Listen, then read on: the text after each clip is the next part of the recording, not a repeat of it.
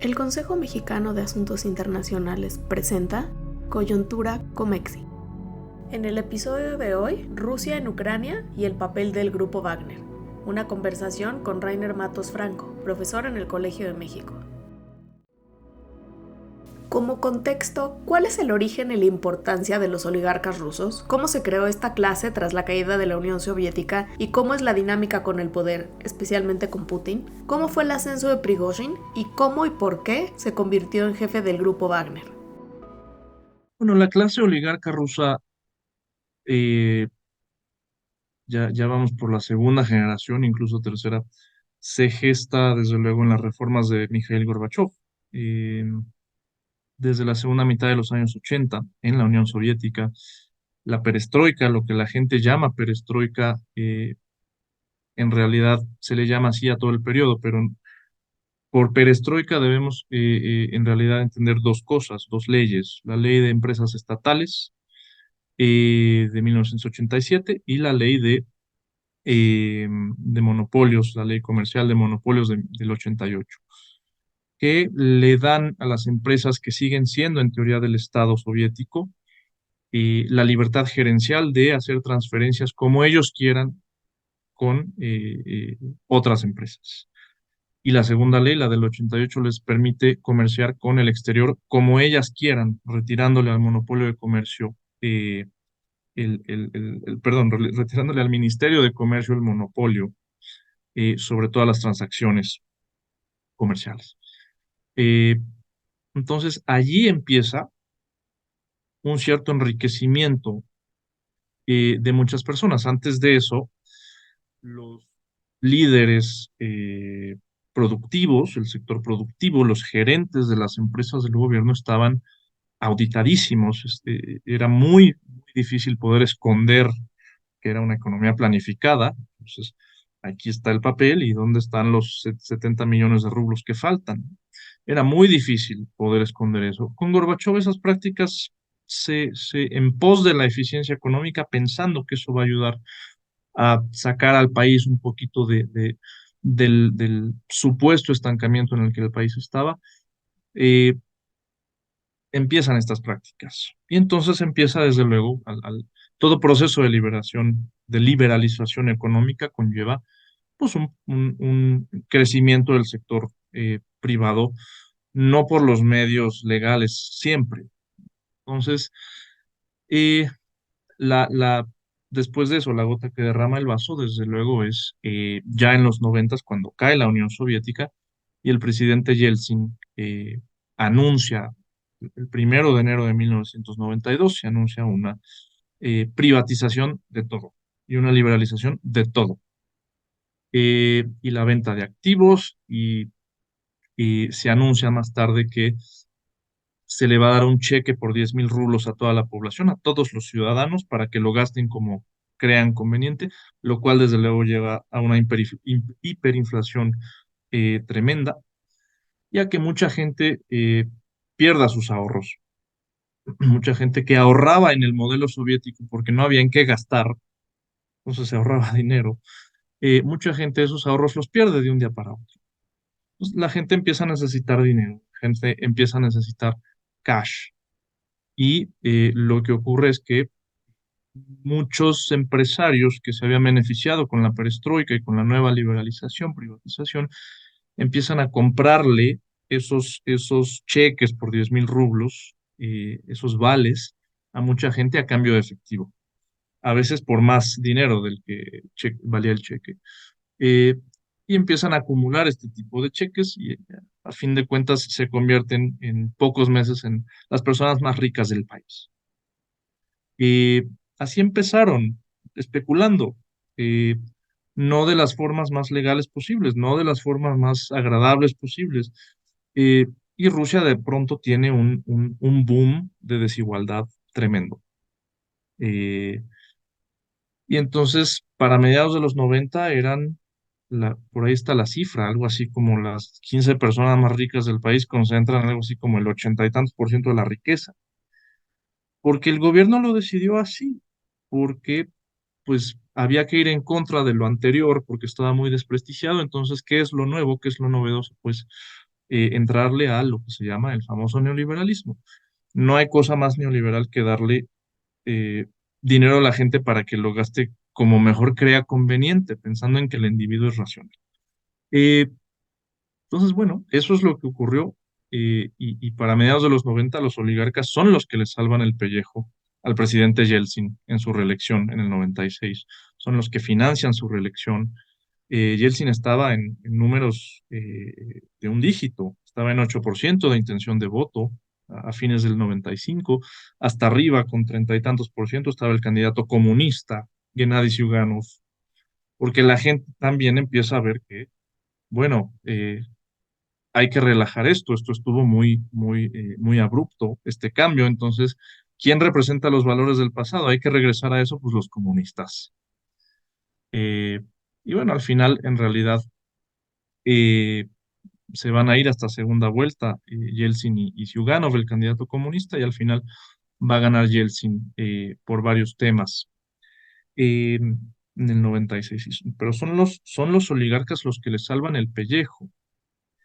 Eh, y además Rusia, con todo el equipo militar que tenía, la tecnología militar, la industria militar, que era de las eh, más ricas, proliferantes, y de las cuales el Estado tenía mayor mano en los años 90, sin haber guerras, sin ya participar en guerras, pues lo que se hace es vender tecnología militar hacia afuera. Y esos sectores también quedan en manos de pocas personas, de personas que lo pueden pagar, de personas que pueden ayudarle al Estado eh, o imponerle al Estado, que tienen más dinero que el Estado y le pueden imponer al Estado muchos términos. Y en hay un libro extraordinario de Vadim Volkov, Empresarios Violentos, Violent Entrepreneurs, que habla de ese tema, de cómo se forjó el capitalismo ruso en ese sector privado industrial, pero además de asesinatos por contrato, de las famosas mafias, etcétera, muy ligadas siempre a gobierno también o a gente que había estado en el gobierno, eh, etcétera. Y pues uno de esos personajes va a ser Yevgeny Prigozhin y otro de esos personajes va a ser Dmitry Utkin. Utkin que había estado en las Fuerzas Armadas en la época soviética, Prigozhin que había estado en la cárcel durante más de 9 años, 10 años en la época soviética, que era un bandido que venía de una familia eh, disfuncional, etcétera. Eh, pues, o sea, ya criminales y exmilitares y excontratistas y veteranos y demás, digamos, tienen una convergencia en el mercado eh, del sector militar industrial. Entonces son gente que empieza a hacer negocio vendiendo armas o este, contratando gente para ir a golpear a otros, ¿no? O sea, es gente que ya empieza a hacer de la violencia un negocio. Eh, y es la gente que a fin de cuentas va eh, a estar también alrededor de los servicios de seguridad.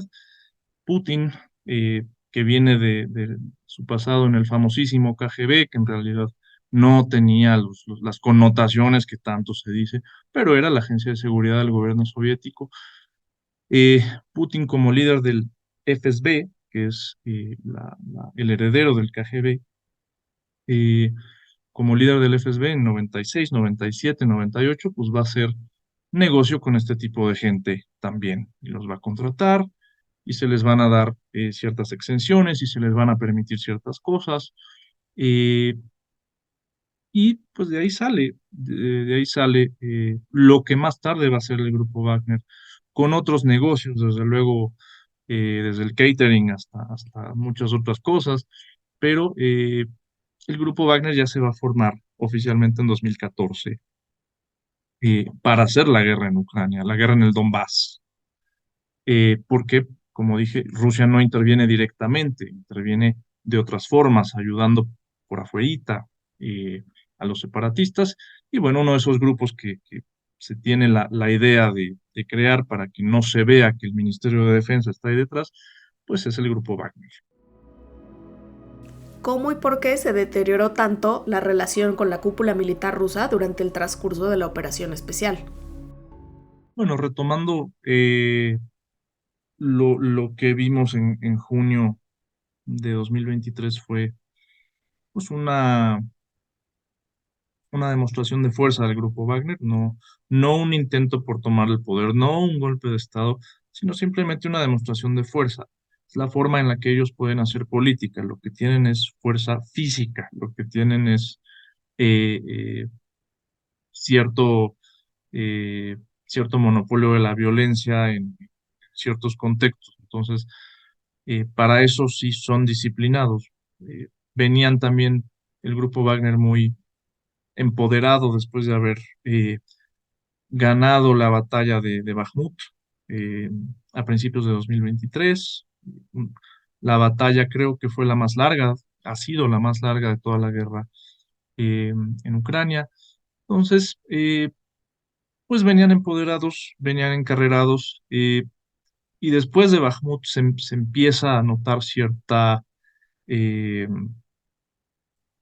cierta voluntad de llevar al grupo Wagner un poco más allá y de pedir más dinero y de pedir más contratos eh, a las Fuerzas Armadas, ¿no? Eh, y bueno, ya decía Maquiavelo desde hace 500 años cómo hay que tratar a los mercenarios para evitar que a ti te traten así. Entonces, eh, eh, vaya, desde luego que hubo consecuencias no previstas, nadie esperaba que el grupo Wagner hiciera esta demostración de fuerza, pero eh, de hecho es 3 días, 4 días antes de iniciar esta supuesta rebelión, es que eh, hay una junta con el Ministerio de Defensa, ya había tensiones entre el ministro Sergei Shoigu, que es una de las personas más allegadas a Putin. De hecho, Sergei Shoigu es quien lideraba el partido Unidad, el partido oficial, en 1999, cuando Putin llega al poder como primer ministro. O sea, Shoigu ya era alguien de mucha mayor experiencia y raigambre que el propio Putin. Eh, entonces, Putin le debe mucho a Shoigu.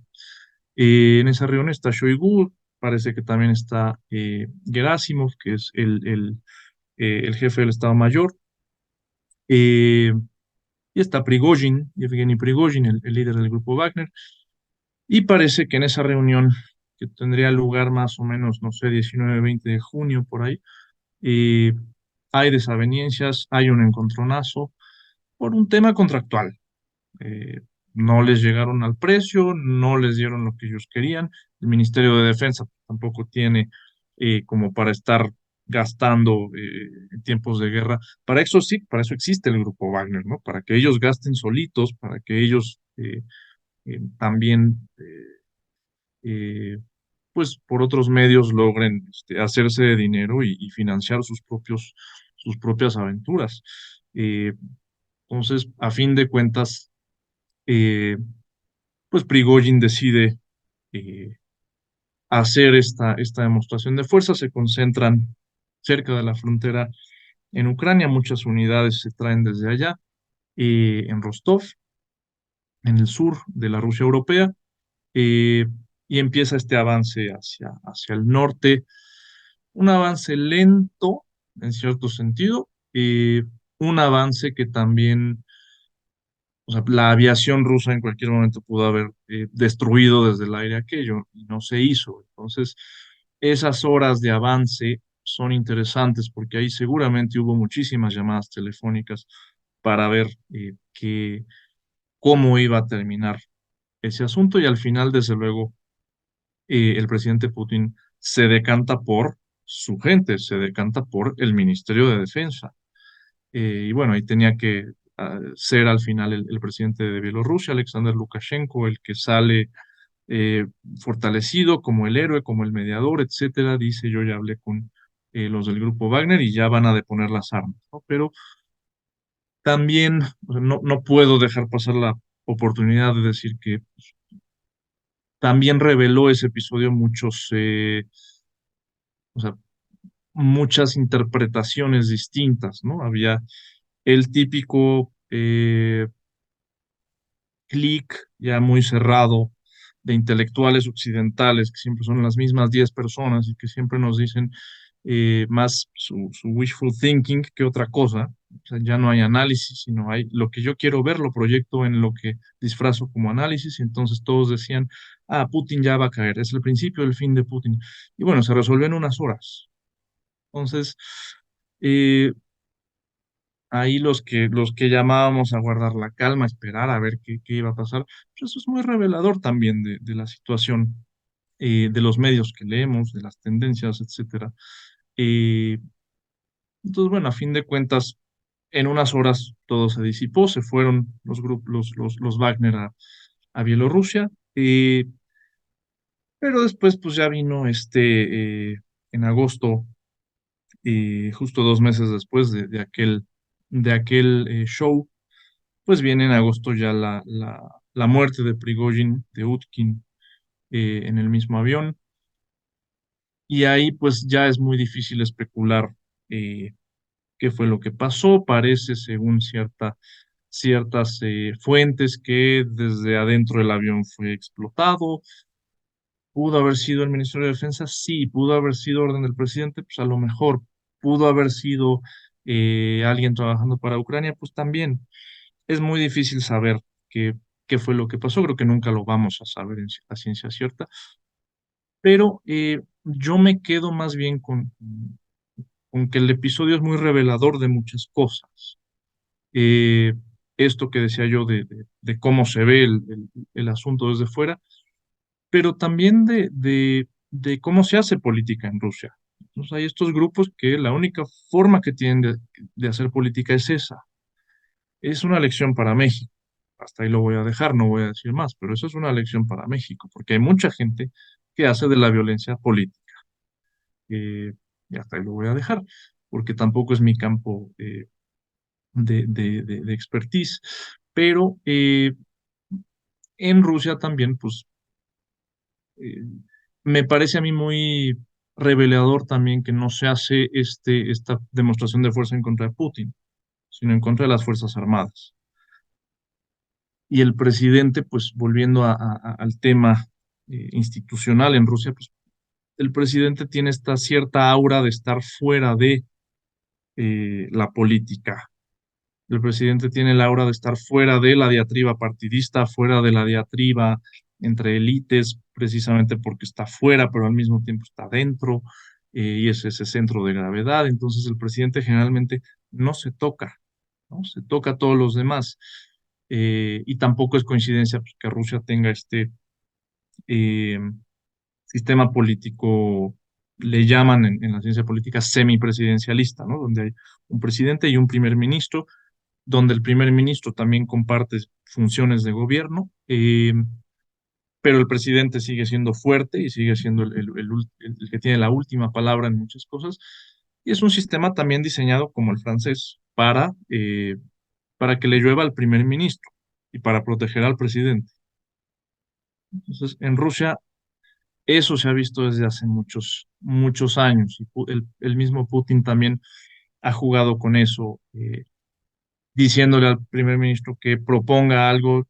El primer ministro lo propone, por ejemplo, la reforma a las pensiones en 2018, y al final el presidente, después del debate público, regresa y dice, bueno, vamos a bajarle a la idea original, hemos escuchado al pueblo, entonces vamos este, a bajar la edad de pensión en algunos casos, a subirla en otros, o a no subirla tanto. Eso ocurrió en septiembre de 2018, ¿no? Entonces el que queda mal, pues termina siendo el primer ministro deliberadamente. Entonces, eh, creo que es revelador de muchas cosas el episodio con el grupo Wagner en muchos sentidos. Y lo más interesante que también es revelador es que en las últimas 3, 4 semanas, desde la muerte de Prigozhin, el grupo Wagner ha estado callado, porque pues ya no tienen, desde luego, la misma fuerza, sus principales líderes ya murieron, entonces han estado absolutamente callados y eso es muy interesante.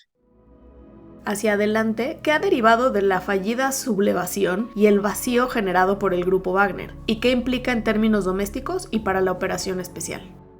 Yo creo que desde el episodio de Wagner y ya sobre todo en las últimas semanas, desde la muerte de Prigozhin y Yutkin, eh, pues se reconfigura un escenario, eh, porque desde luego que el Ministerio de Defensa tendrá mucha más presencia y eso tiene ventajas y desventajas para el gobierno, eh, porque una ventaja de los mercenarios es que pues los puedes culpar a ellos si las cosas salen mal.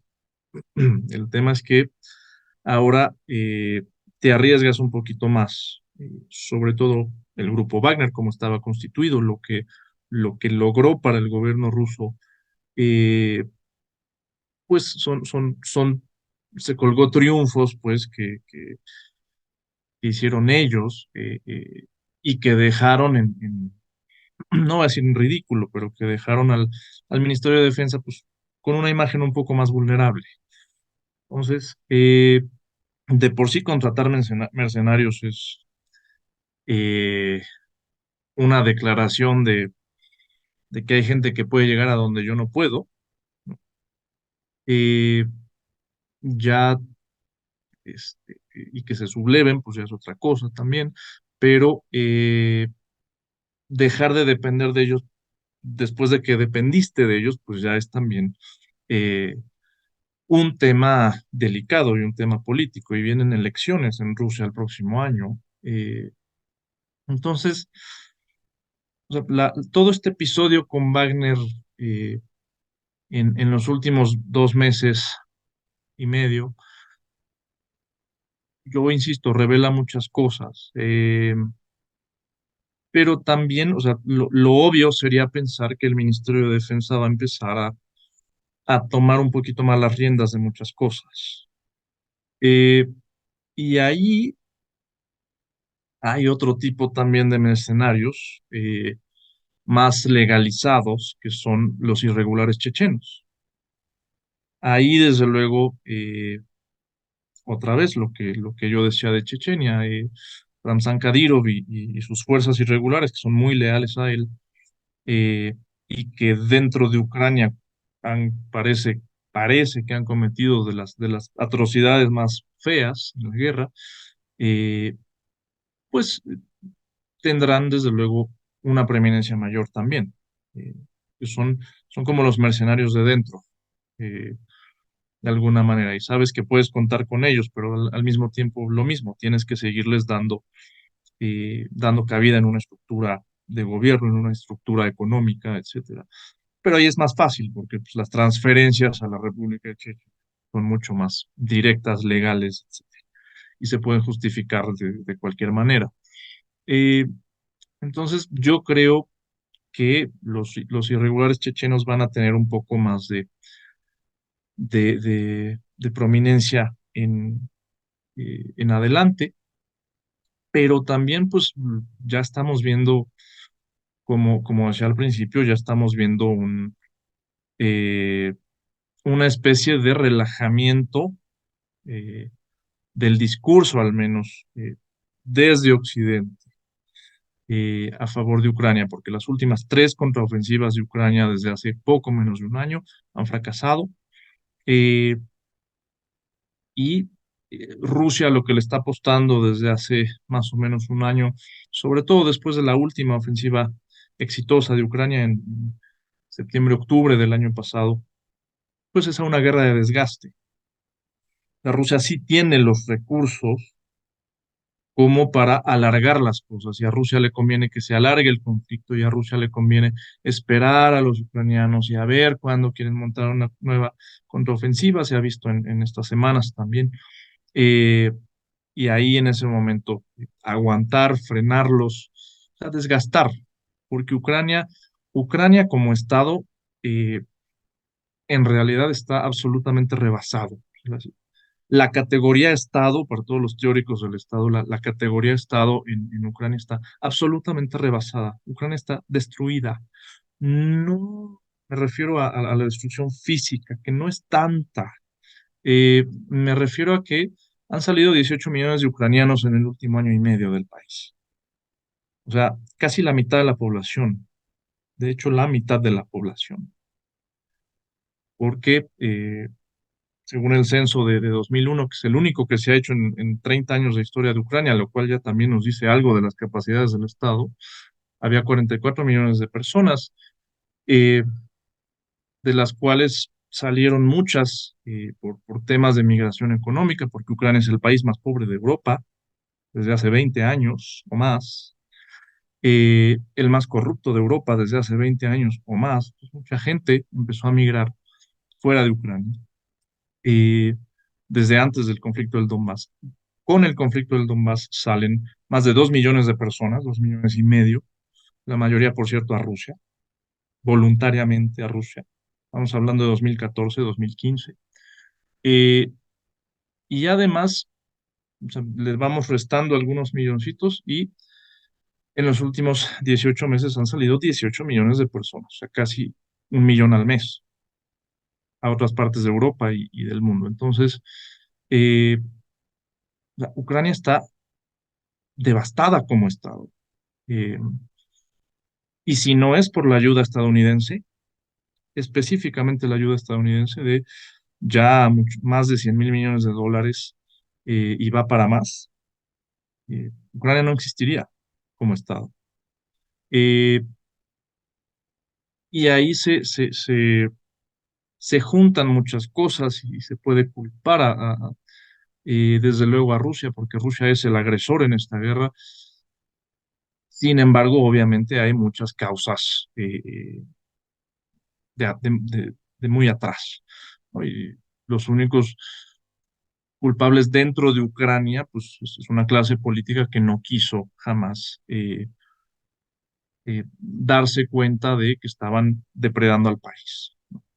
Eh, en fin, pero o sea, el momento es interesante ahorita y esta pequeña crisis con el grupo Wagner que se logró subsanar rápidamente, eh, pues viene en este momento, el momento en el que Ucrania está más débil en la guerra. Eh, Ha habido dos momentos de suma debilidad al principio, desde luego, porque la penetración rusa fue muy rápida, y aunque Rusia no pudo entrar en Kiev y Kharkov, no se sabe hasta qué punto se buscaba realmente tomar esas dos ciudades, sino más bien el ejército se quedó afuera. Pero la penetración rusa en el sureste fue mucho más rápida. Entonces, hoy Rusia se ha anexado 4 regiones. eh, y mucha gente también, por las poquísimas encuestas que se han levantado ahí, por los estudios in situ, mucha gente ya en estas regiones que son Donetsk, Luhansk, bueno, esas ya desde antes, pero ahora en Zaporilla y en Gerson, pues mucha gente también ya dice, a ver, Rusia sí destruyó mi casa, me sacaron de allí para destruir mi casa y acabar con el ejército y ahora están reconstruyendo y quedó mi casa mejor y me dieron un pasaporte y me están dando una pensión mucho mayor de la que me daba el Estado ucraniano. Eh, entonces, pues de una manera me conviene estar acá también.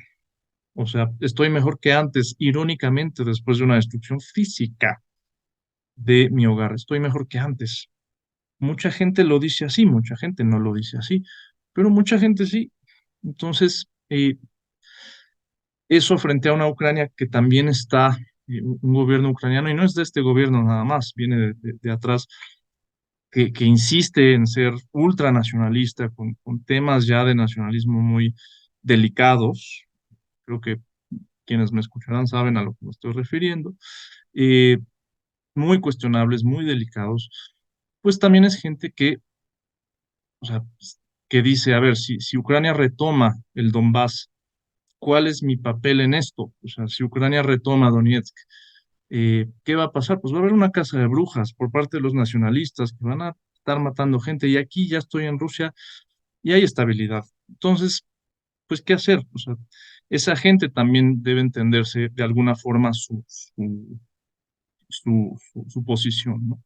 Entonces, es muy delicada, es muy delicado el momento en el que estamos, porque todo puede pasar hacia un lado y hacia el otro.